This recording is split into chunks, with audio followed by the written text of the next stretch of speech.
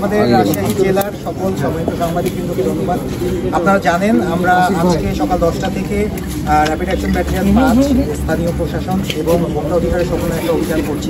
আমরা বেশ কিছুদিন থেকে এই ধরনের তথ্য পাচ্ছিলাম এবং আমরা আমাদের গোয়েন্দা নজরদারির মাধ্যমে এটা নিশ্চিত করেছি যে পুঠিয়া এবং বানেশ্বর এলাকায় শুধু এই মডার্ন কসমেটিক্স না, আরও বেশ কয়েকটা স্পট রয়েছে যেখানে অবৈধভাবে অনুমোদন ব্যতি রেখে এবং বিভিন্ন রাসায়নিক পদার্থের গুণগত মান সঠিক না রেখে তারা বিভিন্নভাবে বিভিন্ন কসমেটিক্স তারা বিভিন্ন মোড়কে প্রক্রিয়াজাত করছেন এবং চড়া মূল্যে বাজারজাত করছেন।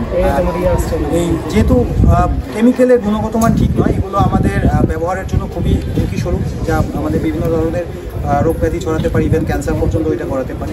তো আমরা সকল আমাদের স্থানীয় প্রশাসনের সাথে সমন্বয় করে আমরা এই অভিযানটা আজকে করেছি।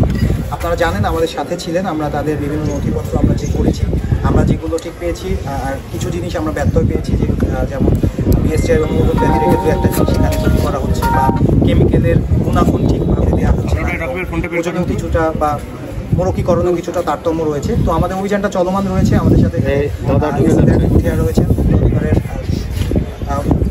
সহকারী পরিচালক রয়েছেন। আমরা অভিযান শেষে আমরা আমাদের আইনানুগ যে প্রক্রিয়া ওইটার দিকে আমরা ইনশাআল্লাহ সিদ্ধান্ত নেব। আমি মেজর আসিফ আল রাজিক, উপপরিচালক র্যাব 5। হ্যাঁ, আমাদের এখানে আরও 2টা স্পট আছে, ওই স্পটে আমাদের অলরেডি লোকজন আছে, আমরা এখান থেকে ইনশাআল্লাহ স্পটেও যাব। তো আপনাদের মাধ্যমে দেশবাসীর কাছে, রাজশাহী তথা সকল দেশবাসীর কাছে আমরা মেসেজ পৌঁছা দিতে চাই, এইভাবে এই সামান্য লাভের আশায় কিছু অসাধু ব্যবসায়ী চক্র যাতে এই ধরনের ভেজাল কেমিক্যাল দিয়ে আমাদের এই সেন্সিটিভ যে কসমেটিকগুলো এগুলো যাতে তৈরি না করে, এবং আমাদের সবাইকে জনসাধারণকেও সচেতন হতে হবে যাতে আমরা এগুলো ব্যবহার থেকে আমরা নিজেদেরকে বিরত রাখতে পারি।